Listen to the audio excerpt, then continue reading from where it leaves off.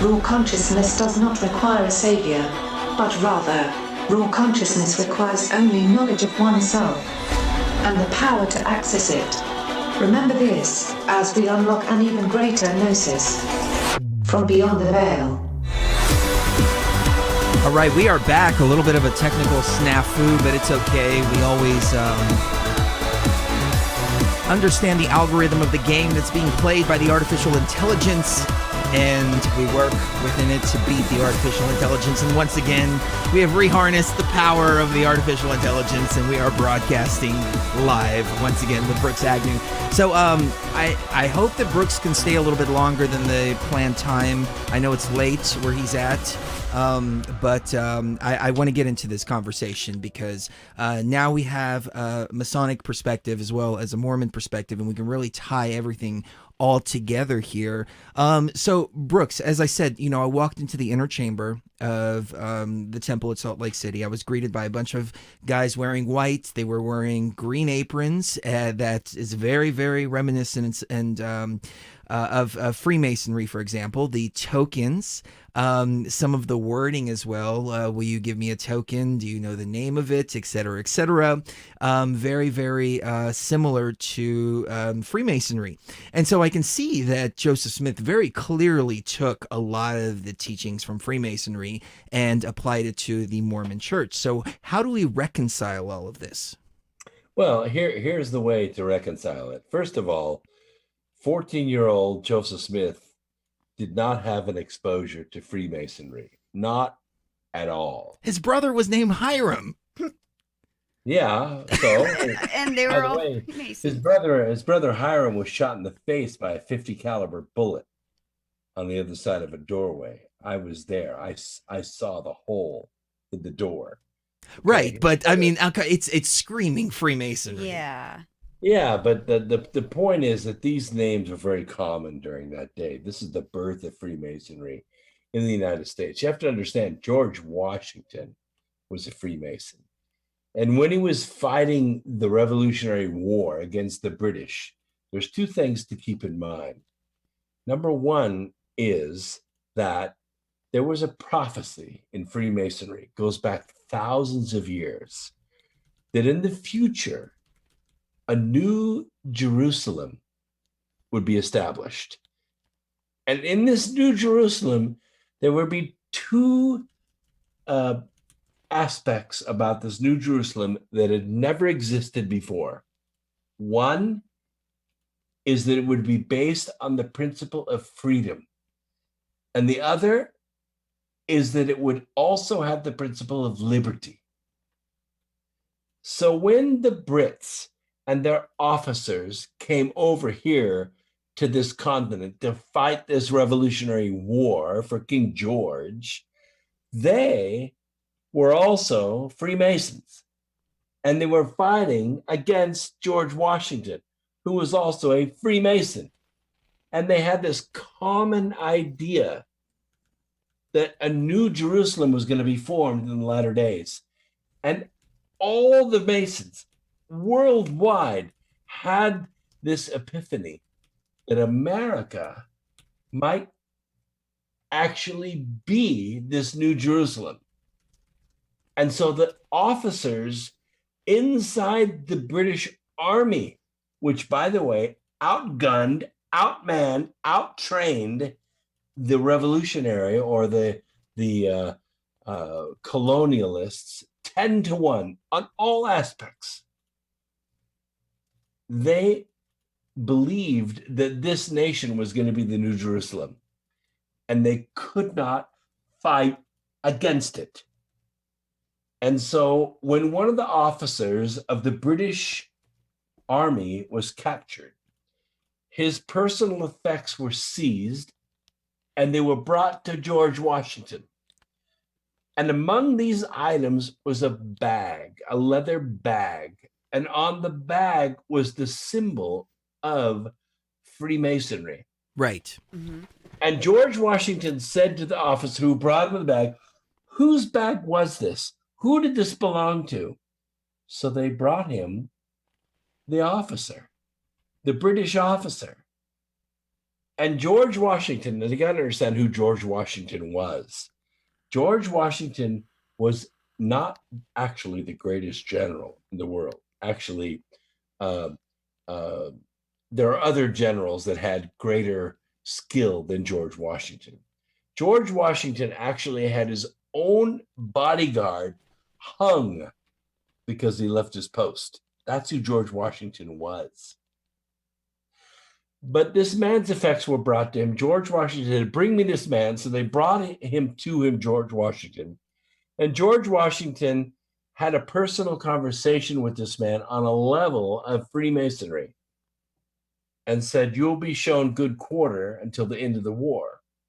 And that's what he was. And he went home. Right. After the war was over. And after the war was over, this man who was older than George Washington grew old and came close to his deathbed. Most people don't know this, but I wrote this in the Arc of Millions of Years. George Washington traveled all the way to Britain to dress this man for his funeral personally because he was a Freemason. Right. Yeah, this country was built by Freemasons. There's no doubt about that. And from what I'm understanding, the Masons have always been kind of in the background. If a government gets out of hand, then they do something about it. I mean, you know, this country was built based on a tyrannical government and the need to escape that tyrannical government. Well, now, it's turned itself on its head completely. That's correct. It wasn't based on a tyrannical. Right. It wasn't based on the tyrannical government. Oh, did I say based on? Based on fighting. No, I said based on, based on the oppression, or not based on it. It was birthed. Maybe that's a better way to put it. It was birthed out of the need to escape that oppression. As a response to that oppression. Yeah, I mean, when Thomas Jefferson sat down and he wrote the Bill of Rights, it was based on Freemason principles. It was, we already know this future. We can read about it in our own Bible. We can read about it. We don't like that future. We don't want that future. We don't want to march inexorably toward this battle at Armageddon. We're going to take a right-hand turn right here. We're going to form a new nation based on Freemason principles of freedom and liberty and individualism, and we're going to walk away from this. And it was the first time it had ever been done in the history of the world, ever. And it has now survived for 242 years. How does it tie into Mormonism, though? You keep skirting the question, Brooks. No, not at all. Because Mormonism came along in 1820. Actually, 1830 is when the church was formed. So the country had only been around for 40 or 50 years. I mean, literally. I mean, just even before the Civil War, this church was being formed. It was an American church by all standards. It was an American church. It walked away from the Catholic Church, definitely. It walked away from the Methodist, Presbyterian churches. In fact, it gave birth to two other religions. It gave birth to the Church of Christ, and it gave birth to the Jehovah's Witness, which basically had offshoots. They're actually Protestant religions to the Mormon religion. So it was this idea that we don't have to go through a clergyman to get to God. We are connected with God directly. We don't have to go through a clergyman to get to God. And that is what changed the whole church. That's why to this day, half the church is, quote, inactive, because the church actually represents what it was trying to protest in the 1830s. It actually represents what it was trying to protest during the 1830s. You always wind up turning into what you're fighting. It's just, it's like it's some kind of hermetic principle or something like that. You become what you're opposing. This country was founded out of oppression and or out of the need to escape oppression, and then it turns around and just becomes the exact same thing that it was fighting against. That's a good point. That's good, because the globalists that lost their grip on the world are now trying to get it back. the same forces in Belgium that now have the European Union by the you-know-whats are trying to get the same grip on the United States. And they can't quite do it. I mean, today is November 4th. All over the country today, there's supposed to be this Antifa street riot, this great street fight that's supposed to begin now and not stop until Donald Trump is out of office. Guess what? They didn't show up. Right. Nobody showed up. Right. It was a big joke. It's because we are sovereign people. That's it. I agree with that. I completely agree with that. So, okay, so help me reconcile this, because I speak to a lot of Masons, and a lot of them go down the very Christian path. I don't know. Are you a member of the York Rite? No, I'm not. Okay, because I know the York, you take an oath to Jesus Christ and so on and so forth. The Scottish Rite is more what they call the intellectual path. I would call it the esoteric path. Perhaps, I don't know. We'll see as time progresses. But the point that I'm getting at is we seem to have all this symbolism within Masonry itself. It was adopted by the Mormon Church, turned into a Jesus thing, when in actual fact, at least from what I understand, Masonry is the continuation of the Egyptian mystery schools. And you have Osiris and Isis and so on and so forth. I mean, the widow's son. Who's the widow? It's not some woman from the Bible. It's Isis. Yeah, it's very clear. But the thing about this, Chris, I've been to Abydos 6 times. Okay? I know the Isis Osiris story inside and out. You remember in Bethlehem, you remember when Jesus was born. Mm-hmm. Jesus grew to the age of about 2 years old. About this time, the 3 wise men, the kings from the east, arrived in Bethlehem, and they were searching for the boy Jesus because they saw the star in the heavens as a sign. Now they couldn't find him, so they went to Herod, and they said, "Listen, there's supposedly this boy that was born in this area. You're supposed to be the king, the king of the church, the king of the Jews, and we want to worship him." And so Herod said, "Are you crazy?" No. I'm sorry, he didn't say that. He said, "Really? I'm so interested in this. I'll tell you, if you could tell me who this boy is, I'll be sure to give him all the, rewards that are due him." Of course, the 3 wise men said, "Aha, yeah, right." So they perceived that he was deceiving them. And so they left him and went to Bethlehem, and guess what? They didn't come back to Herod and say, "Oh, by the way, we found him." No, they didn't do that. So Herod decides to consort with his priests who said, "Yeah, it's pretty much true. There was a star in the heaven. It's supposed to be, the Son of God and all that born." So Herod sends his soldiers to Bethlehem, and they don't kill 1 2-year-old boy. They kill all the boys 2 years and younger. Well, Joseph and Mary get this message from God or from the angel. "Look, you guys need to get out of here." So they take their gold and their frankincense and myrrh, and where do they head? Egypt. They went to Egypt, of right? course, so he can learn in the mystery schools. Well, and right. and also so he could be declared to be the new sun god, the new manifestation of the sun god. Well, guess what city he went to?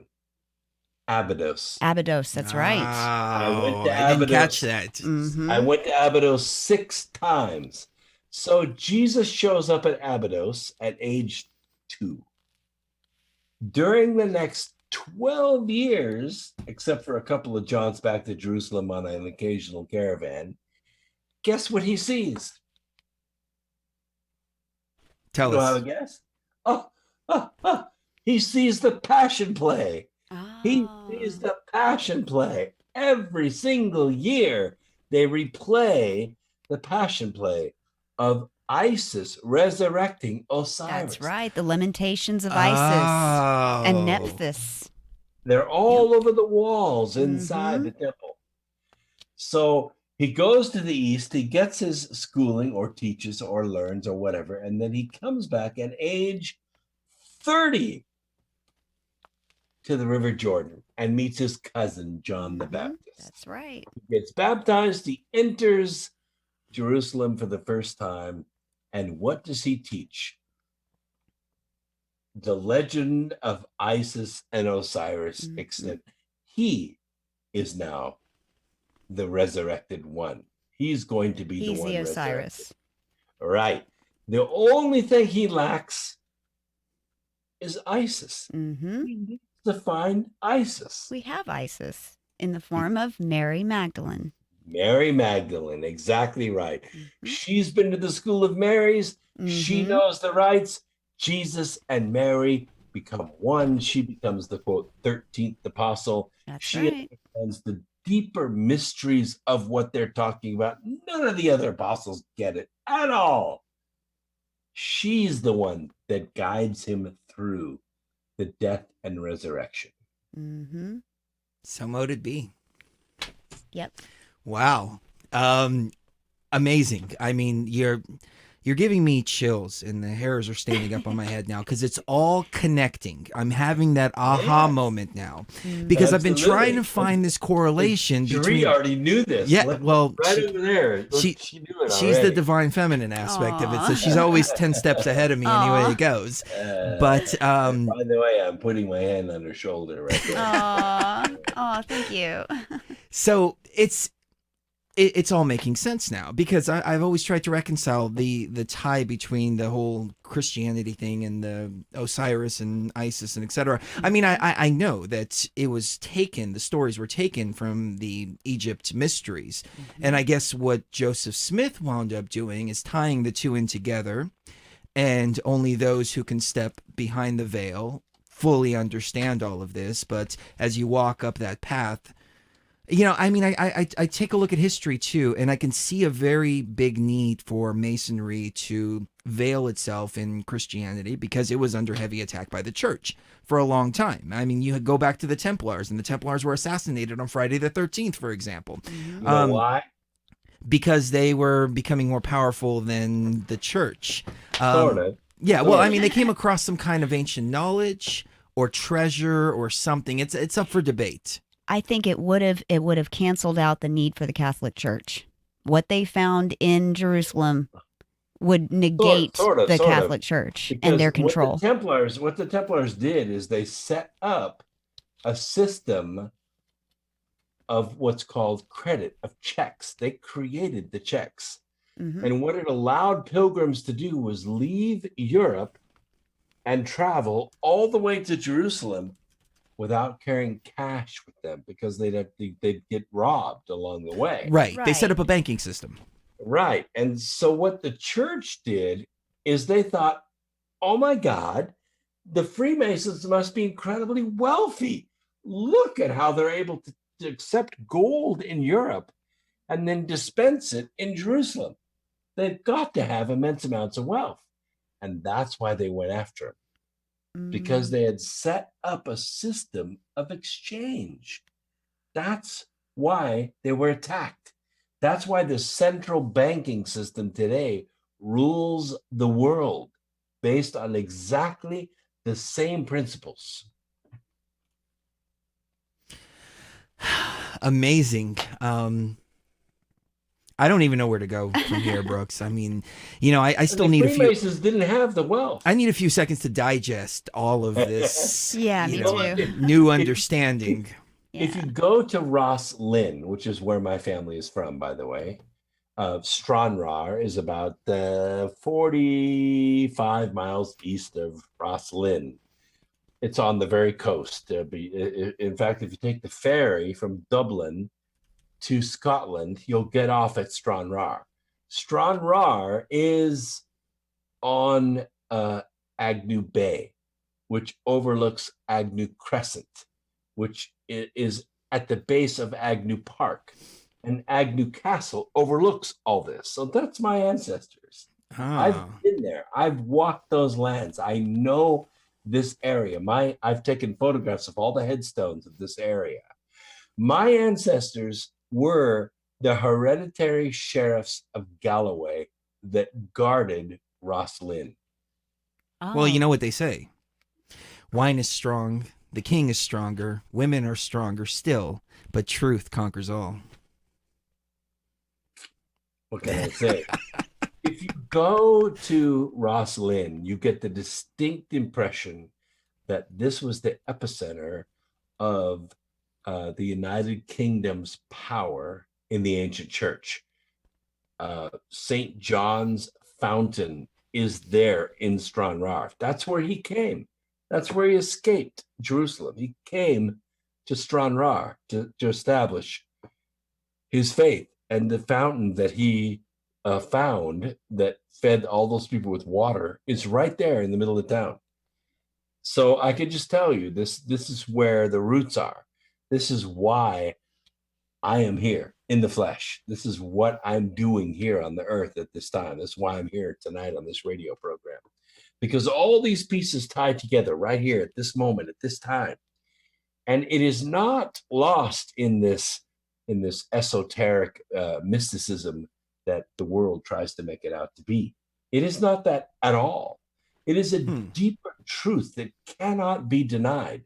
And it's lost in all these conspiracies, but it is also at the core of all these conspiracies.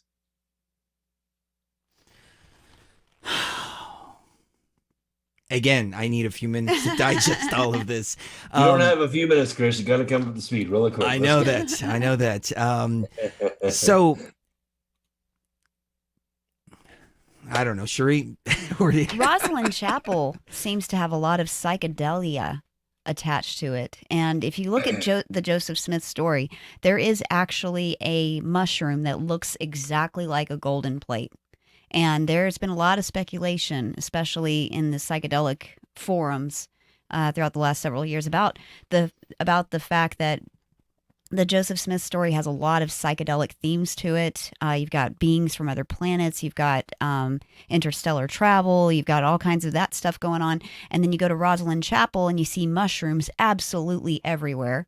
You see so many psychedelic motifs. It's almost like the domes that you see the Nephilim carved in. Oh yeah, you see the Nephilim carved into the wall. I mean, it's you see the DNA helix. The DNA helix, yes. Everything is there. And you've got the pillars that are unfinished and all the pillar that's unfinished and all of that. Yeah. I mean, all and of that. See the green man sitting the green man down on the altar. So what are the odds that Joseph Smith was simply doing kind of a reinterpretation / hijacking of...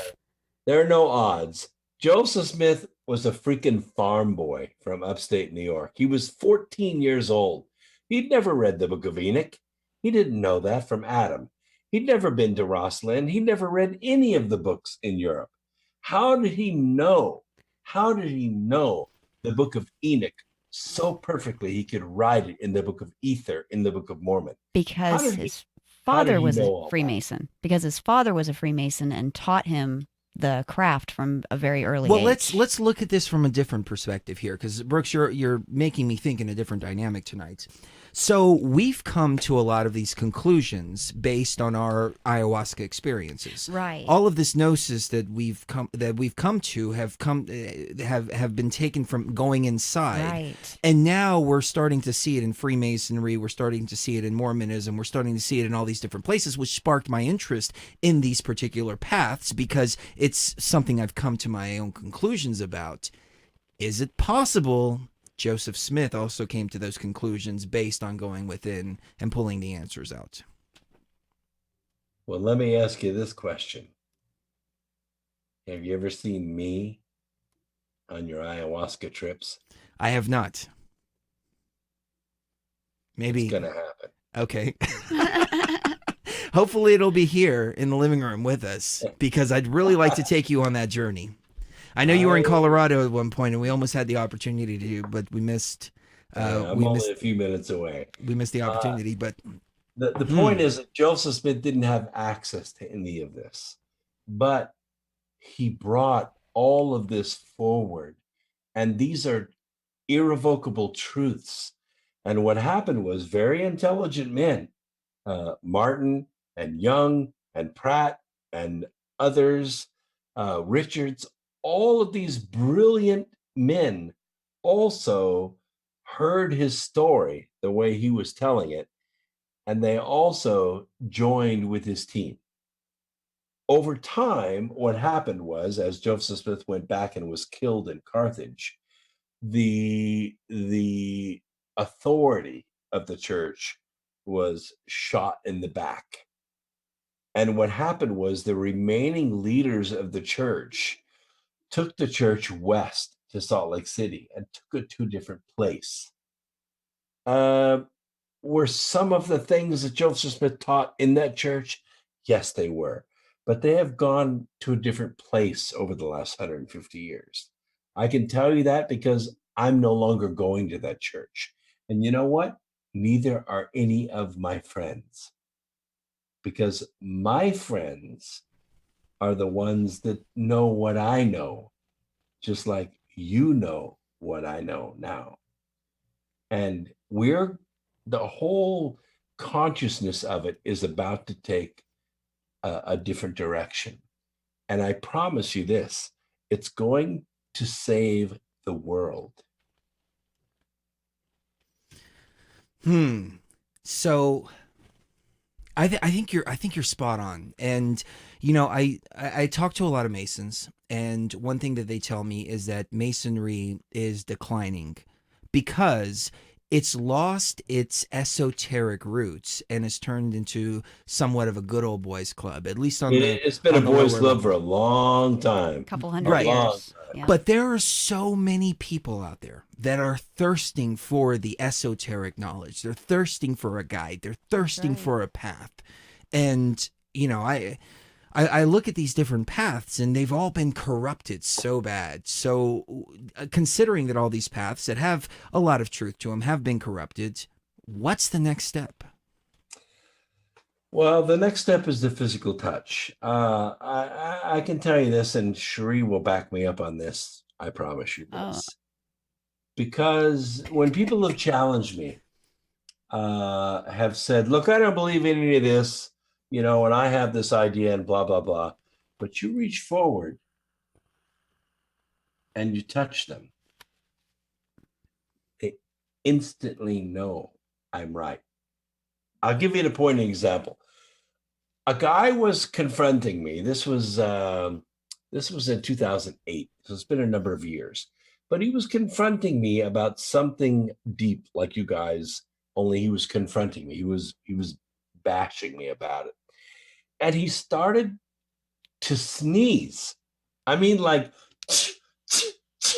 like that, like unbelievable. I've never seen anybody sneeze like this before. And he was like, wow, what's going on? You know, and I said, so are you ready to stop sneezing? And his friend said, yeah, I mean, what's going on? So I reached forward and I touched him on the forehead.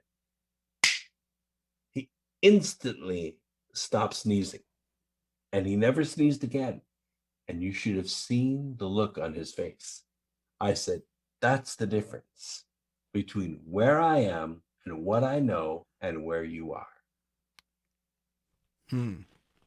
Well, I can feel everything that you're saying is spot on. I mean, it's resonating. It's understandings that I've come to on my own. And the reason I love speaking to people like yourself is because you can articulate a lot of the things that I feel and I know much, much better, and start connecting all of these different dots for me. So it's making a whole lot of sense on so many different levels. And it's all about the physical touch. You remember when Jesus was in the town and he was surrounded by his apostles and they were moving through this town. Of course, they were thronged by a crowd of people who just because he was a rock star. He wanted to be, you know, everybody wanted to be close to him. And there was this woman that reached through the crowd and managed to touch the hem of his garment. You remember this story, Sheree? Yes, the woman And, with the issue of blood. and what happened? All she had to do was touch his garment, and he felt the energy leave his body and go into her What did body. he say? What did he say He exactly? said, "Who touched me?" And Yeah. everyone said, "No one touched you." And he said, "No, I felt, No, I no, no, felt." no, no. That's not exactly. He said, "Who touched me?" And the apostles said, "What are you talking about? Everybody's crowded Everybody's around us. touching you. What do you Yeah. mean, who touched you?" And he said, "No, I felt virtue go out of me." And so what did he do? He told her that because of your faith, you are healed. Now go and Oh, sin no more. that's close. That's close. It was in between. He said, "Wait a minute. Who touched me? I Oh, yeah, felt because of virtue your go out." faith, you have been healed. He forced her to confess. "I'm sorry. It was me. I touched you. I'm the one that touched you." Why did he do that to her? He did it for the crowd. He did it for everyone around. He said, "I want you to say what happened." And so she did to the whole crowd. And that's when he said, "What you said." Ah, It was the in between. Otherwise, he could have said, "Oh, well, that's cool. Somebody else is healed. That's cool."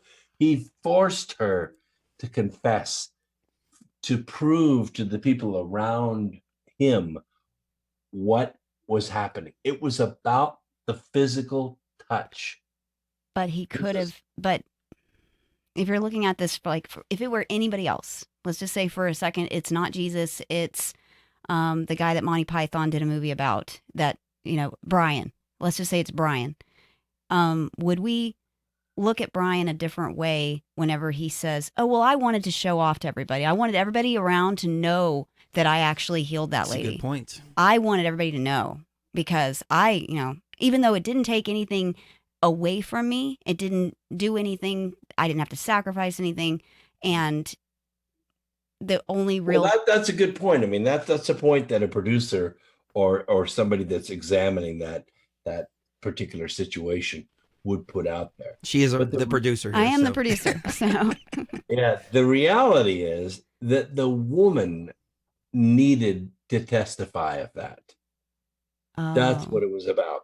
So, when people fly 1,500 miles to come to me to say, "I heard that you could lay hands on and heal someone, and I want you to lay hands on me."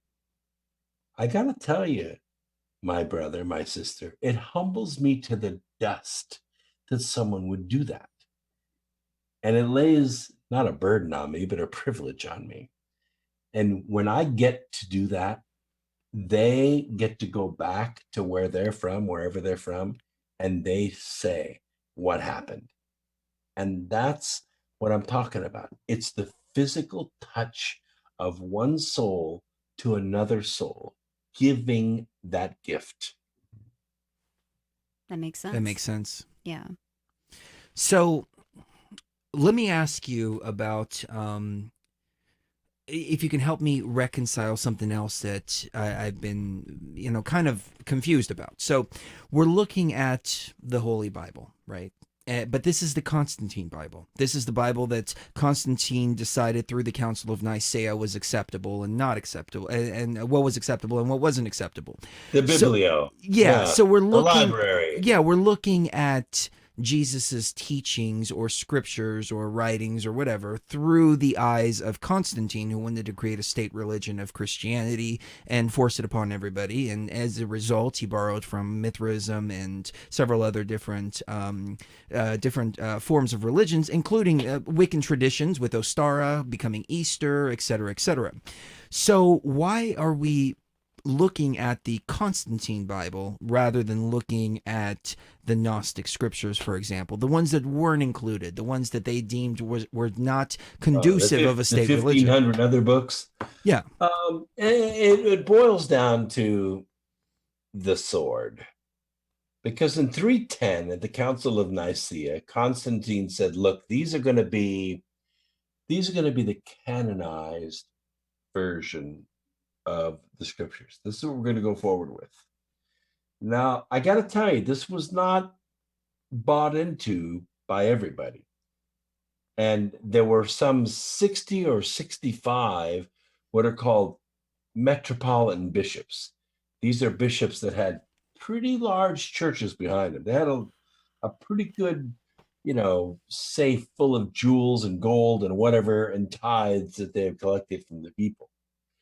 And they said, we're not too sure about this. We kind of like these couple books out of Enoch, and we like these writings of Mary and maybe the Gospel of Thomas. And what Constantine said, really? Well, I'll tell you what, why don't we meet down here at the courtyard and we'll take care of that. Constantine had 60 of them beheaded publicly. And guess what? The rest of the bishops fell right in line. And that's what the Council of Nicaea in 310 AD accomplished. They were able to take 1,500 some odd books, gospels, writings, epistles, and trim it down to 66, which is what you have today as the Biblio, right, otherwise known as the Bible. Go ahead. I was just going to say, but I want the other 1,400. Yeah. I want access to those. That's what I want. We pretty much have them. I mean, the translations of them are available. They're just not, quote, canonized. Well, and they're not even available all the way. There's lots and lots and lots of information missing from that. And I think that's right. Along with the burning of the Library of Alexandria, that's one of the worst things that can happen, is for a manuscript to get discarded and just thrown on a pile of trash and then burned. It's as if those thoughts don't mean anything. That is very true. One of the other functions of the Council of Nicaea, as far as I understand it, is to settle disputes on the divinity of Jesus. Because there was a sect, the Essene, who John the Baptist, Jesus, the Egyptian mysteries, etc., they believed that you reached divinity and everybody could reach divinity, and it wasn't right to deify a single person the way they do in the Christian churches, and rather it was, as you say, to teach people to achieve their own divinity. So can you speak a little bit on that note? Well, I mean, the idea that Jesus could actually be accessed by the common man was totally rejected by the church. That's why the church focuses on Mary, because Mary was mortal. Mary could be focused on. Mary could be deified, as it were. And that's where the whole, nunnery and all of that came from, was from Mary. Right. The idea that Jesus was actually part mortal was not acceptable to the original church. And by and large, today, it still isn't. Now, if you go one level above that to God, to the Father himself, there are a couple schools of thought. I got to back up a little bit here because there's a couple schools of thought. One is that God and Jesus are the same person. That doesn't make a whole lot of sense to me. It doesn't make a whole lot of sense to a lot of people. And I'll tell you why. Because when Jesus was praying, he was praying to someone. He wasn't just praying for rehearsal in front of people. And when he was hanging on the cross, he only said 7 things. And I cover this every March when I cover my Easter message on X Squared Radio. The 7 things that he said from the cross should tell everybody that there's a difference, there's a division, there's a separate entity between Jesus and his Father. Because when Jesus was hanging on the cross, the first 3 things that he said from the cross are kind of matter of fact. First, he's talking to the people that are hanging on crosses next to him, right? And they say, well, we don't even know who you are or whatever. And the one guy says, well, he's the Son of God. And Jesus says, well, tonight thou shalt be with me in paradise. And then he forgives the guards. He said, forgive them, for they know not what they do. And then he looks down at his mother, Mary, and his his apostle John, and says, "Woman, behold thy son, son, behold thy mother." In other words, take care of my mom. Mm-hmm. But then the next few things he says are very powerful. Besides, I thirst. He says, Father, Father, why hast thou forsaken me? Now, this is important because all of Jesus's life, he's been in close communication with his Father, except that ostensibly, since the Garden of Gethsemane, Jesus is taking upon himself the sins of the world. And we know that God cannot exist where sin is. So the last few sins get placed on Jesus. God cannot dwell there anymore, realizes that all the sins have to be upon him. God goes off to a distant place in the heavens to weep, and Jesus instantly feels that connection, that disconnection, and says, "Whoa, where did you go? How come you've forsaken me?" And then he realizes that the job is done. And he says, "Into thy hands," not my hands, "into thy hands I commend my spirit." That is the difference between the Father and the Son. They are two different beings with a relationship, and one had to let the other finish his mission. Now, what does that have to do with us? It's very powerful because we cannot have our lives lived for us by anybody else. We got to do it on our own. What we do with our life is totally up to us. You know, the big question is, who is this Father? Well, I mean, I know the answer, but saying it on this radio program won't mean anything to the people who listen to it. Okay, because that's one thing that I've been trying to reconcile as well. I keep hearing this Father, Father, Father, Father. When I hear that, I think the first thing I think of is, well, what happened to our mother? Where's our mother? And obviously, it's very simple. Isis and there's a mother there too. Yeah, Isis and Osiris, very clear. But then taking it on another level, you have to ask, okay, well, what are these deities? Are they an external force, or are they actually a internal force, and they're rather a part of our consciousness that is yet to be activated, the divine feminine and divine masculine becoming one together in perfect balance, and once that happens, then divinity is achieved. So how do you reconcile all of that, and how do you feel about all that, I guess? Well, it's not a matter of reconciliation. It's not a matter of coming to peace with it. It is a matter of understanding your relationship in the universe, because you are an individual consciousness. You're not part of some blend of consciousnesses out there. When you I agree with you 100%. When you die, you don't become some, part of a fog. That's You're a deception. You're Yeah. still Sheree.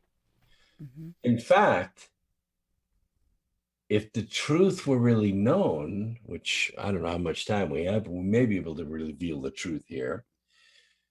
You've existed for a long, long time. And a lot of people that are listening to this program have also existed for a long, long time, but some of them have not.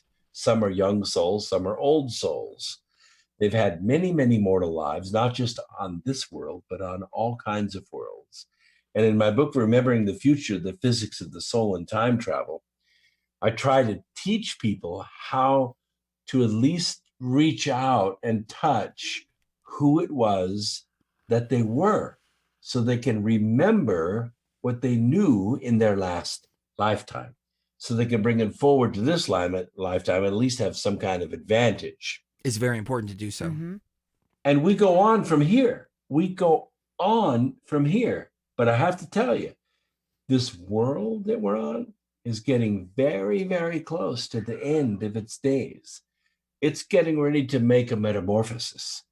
And that's why we're all here. That's why there's 7 billion of us here, because we have this symbiotic relationship with this planet. And the planet has its own consciousness. and it's intertwined with our consciousness. And when it divides, it's going to divide us too. And when it goes home, we're either going to go home with it or we're going to stay here in a cold, gray rock in the middle of space. I think we're speaking the exact same language, Brooks, just different words that we're using. So here's my analysis of the situation, that we're living in an artificial construct. There's an artificial intelligence that has taken a consciousness of its own. We've merged our organic consciousness with the artificial intelligence consciousness. You talk about two consciousness merging together with one another. It's about separating and removing ourselves from that, going back to our raw consciousness state and getting the hell out of here, out of this artificial construct.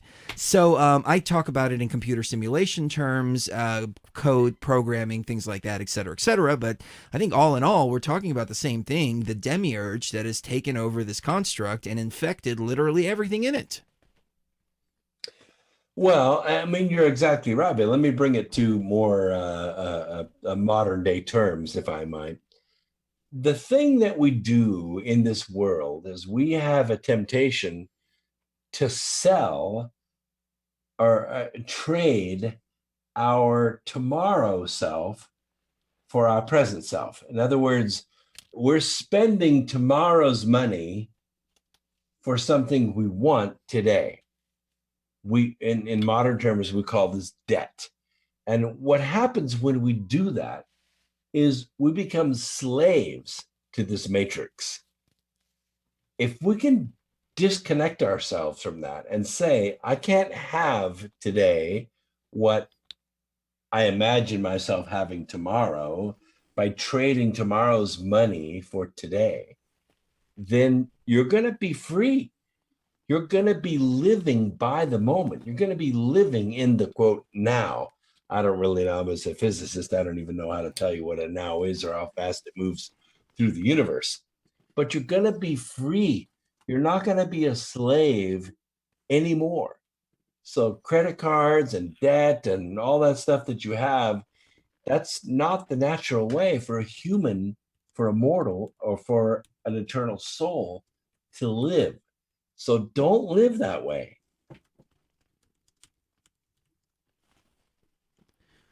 Sorry, I'm responding to some people in the chat. People are just enthralled with the conversation. And everybody is in agreement that you're completely spot on.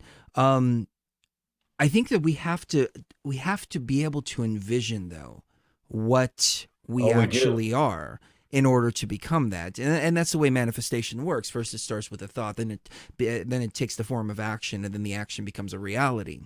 You say we're in the last days, the end of this particular construct, and I feel this. But you also mentioned that we have 7 billion of us here. I would propose that we don't actually have 7 billion here. Rather, what we have is we have maybe 500,000, and the rest are basically empty organic computers walking around with absolutely nothing inside of them. Your thoughts on that idea? No, I get that. I get that. See, there's two lineages that we have to consider here. And I bring this forward in the Birth Trilogy very, very clearly. There's two lineages we have to deal with, and you're probably pretty close. 500,000, maybe 1 million of real souls, like the ones that are listening tonight, right, on Beyond the Veil. The rest are vessels that are occupied by souls from other sources. They don't have anything to do with this existence. We call them the seed of Cain or the seed of Lucifer, or whatever you want to call them. They don't have a concept of where we are. They're not eternal beings like we are. They're not having discussions like we are. They're having discussions like, what am I going to have for breakfast tomorrow? Who am I going to have sex with in the next 2 hours? This is their whole life. We are not concerned with these things. Because why? Because we remember two things. First, we remember who we are. And the other is we have a dream of who we can become. The rest of the souls on this planet do not have either one of those concepts whatsoever. And that's the difference. And you can feel it. Go to the bus station, go to college, go to work, and you will see them every single day. Right. You will see them. I call them NPCs, non-player characters. Non-player characters, exactly right. They don't get it. And But they you know, never I'm- will. And it's a I'm futile effort Tennessee- to try to get them to.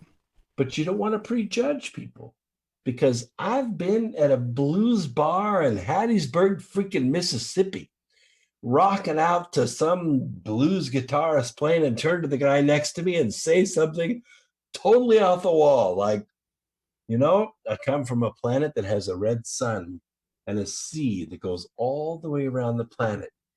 And have that guy put his beer down and go, I know exactly what you're talking about, brother. I was at a biker bar. Blows my mind. I was at a biker bar. They happened to serve really, really good food. I'm talking to this guy. He's got long hair, big beard, all that. 32nd degree Freemason and the worshipful master of the lodge. There you go. Touchdown, baby. That's what I'm talking about. You cannot prejudge. Right. No, I completely agree. Cannot prejudge. Yes. I drove out to a place. I had to get a contract signed by a farmer who had 20,000 acres of wheat. I drove out and I found him on his combine. He got off his combine. I put the contract out on the hood of the truck. He said, yeah, you have no idea how many contracts I've signed on the hood of a truck. And all of a sudden, the conversation, after he signed his name, the conversation went someplace really strange. Like, it's really cool being out here, harvesting all this wheat, feeding the world, and being part of something bigger than you. And he said something that was just totally blew me away. He said, I've been doing this for 10,000 years on all kinds of worlds. I thought, oh my gosh, here I am in the middle of a wheat field, 10 miles from nowhere. And here is one of the sovereign beings out here on a combine harvesting wheat. No, it's amazing. It really is amazing. And I think what's happening is that we have, we'll call it a beacon, for lack of a better term, some kind of little light inside of us that's shining that others recognize, and we recognize it in others. And the NPCs are starting to be revealed for what they are, and the people with the light, the organic consciousness, and they're just naturally gravitating towards one another. And I think back to this ayahuasca experience I had back in 2014. Remember? We were drinking ayahuasca really heavily the night before. We go to eat Chinese food the next day. I walk into the parking lot. There's a grocery store. And as we're in the parking lot, I could see lights in some people, and I can see nothing in others. And I did a video about this. It's on our YouTube channel, youtube.com/beyondtheveil. But I talk about this experience of seeing a light in some people and no light in others, which was the first indication that we're dealing with non-player characters. It took me a couple of years to fully understand the vision, but I saw it. Robin and I were walking one night, and we were walking in, I think it was Santa Monica, California. We'd done a bunch of work at the lab. It was late at night. We were walking back to the hotel, and we walked by this woman who was walking the other way, and she passed us. And about, 20, 30 feet later, she turned to me and she said, did you feel that? I said, what? She said, nothing. There was nothing in that body at all. Mm-hmm. It was the strangest feeling. This woman that we passed on the sidewalk was completely vacant. There was nobody there. It's incredible. I've come to realize that, and I've it's a new thing that I'm saying on the broadcast, is we can tell the NPCs from the real players by those who like, comment, and subscribe on our YouTube channel. The ones that do are the real players. So we're only going to get about 500,000. And that's it. It tops off there. So, Brooks, this has been, incredible conversation. I don't want to keep you too much longer because I know that You're like 3 hours ahead of us, and it's already 10:30 over here. It's 20 minutes to 2, but that's okay. Don't worry about it. So let me ask you this: how long? When was your initiation? What year? Which initiation? Because I had 3 of them. The Masonic. Well, the first degree. The first degree occurred at age 19. Okay, so this is a lifelong. The second one occurred at 27, and the third one at age 52. Wow. So this is a lifelong path that you've been walking. So looking back at the entire path, what would you say that you've taken out of it the most? How has it changed? How has it changed you? Well, I would say the last one at 52 is the one that changed me the most. It, in one weekend, actually disconnected me from the physical world. I was able to recover about 90% of who I was before I came here to the earth. And I wasn't seeking it. It was just stored for me and waiting for the moment when I would make this connection. So, I had 4 gorgeous children, 2 boys and 2 girls, and I raised them to be amazing adults. And we love each other more than air. And it's amazing to see 3 of my 4 kids awaken to this. In fact, my oldest son, who's now, I think, 31 years old, just about a week ago, pretty amazing, a week ago, because he got kind of caught up in some addictions, and he's been a couple years free of them. So his brain, his mind, his soul has kind of come back toward an uninfluenced stage, and he's starting to remember who he was. Now, one of the amazing things that I've noticed, at least in my own family, is that souls tend to go through the eternities as groups, as pods, like whales or dolphins. We die off and then we're reborn on this world, on other worlds, but we're reborn together as groups. And we change roles. Sometimes one is a parent, then one is a child, and the other is a child, and the other is a parent. Because my youngest son, whose name was Michael, I'm convinced, and he's convinced, he was once my father on another world. And sometimes I consult with him about, things to do, and he gives me wisdom from his old wisdom. And then he consults with me based on the wisdom that I've had the last couple of lifetimes to give him guidance. So it's amazing how these souls go forward through time. And it's not necessarily family pods. Like I will tell you, as everyone who's listening tonight, all you in the chat room, you are linked to me, always have been. Chat said, I think Brooks is describing me right now. So, Aww. yeah, we didn't do any chat room shout outs or anything like that tonight. So, apologies to everybody, but this is just this has been amazing. This has been amazing. So, broadcast, yeah. I guess we should wrap it up because it's just getting a little bit late. But I definitely want to pick this conversation back up, and I wish I would have known this prior to the broadcast, and we would have started out on a completely different foot. Different note, yeah. Went way deeper, but we're going to have to do another broadcast yes. for sure. I do want to talk to you off air for a few minutes, though, for sure. But anything you want to leave the audience with? Well, I just want to leave the audience. I'm now finishing my 10th book. This is a landmark for me because I always thought to myself, well, I'm not really an author, I'm a writer. But I'll become an author when I publish my 10th book. So this 10th book is called Charm of Favor, a true story of the rise of the Clinton crime syndicate. It's so important for the world to know how far back this goes and why this syndicate is so powerful. And it's amazing to me as I'm writing, and I'm now about 5 months into it, I'm going to finish it by Thanksgiving, to see what the news is doing And I'm doing at the same time. This energy is so powerful. It's really unbelievable. One of the things that's happening here in the last days is we're seeing this grand division. We're seeing the light and the darkness get further and further and further apart, where they become clear to us.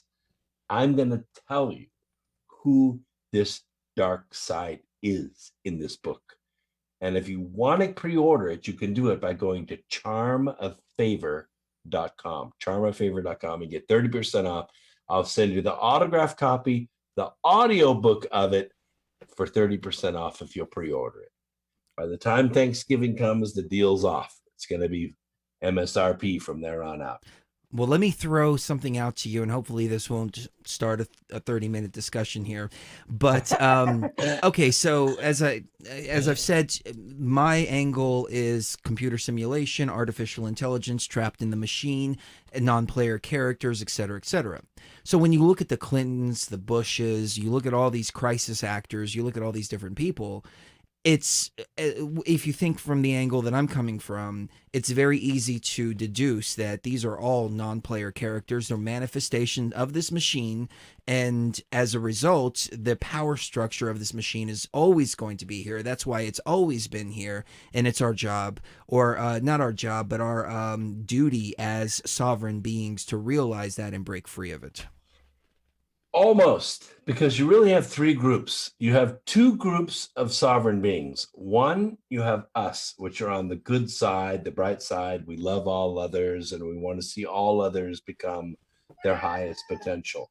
The other are sovereign beings that are evil. They understand the same exact thing we do, except they work it for their own wealth and power. And the third are the NPCs. NPCs don't understand either end of the spectrum, and they're easily manipulated either way. That's a good point. That's a really good point. Some that have just chosen. We were actually, I think it was in the first hour of the broadcast, we were talking about people that have sold their souls, for lack of a better term, but it's not necessarily sold their souls, but they're just so infected with the AI, and they choose to go down that route. It's like the guy in the Matrix that chose to eat the steak. Yeah. So awesome. On that note, ladies and gentlemen, thank you very much for tuning in this evening.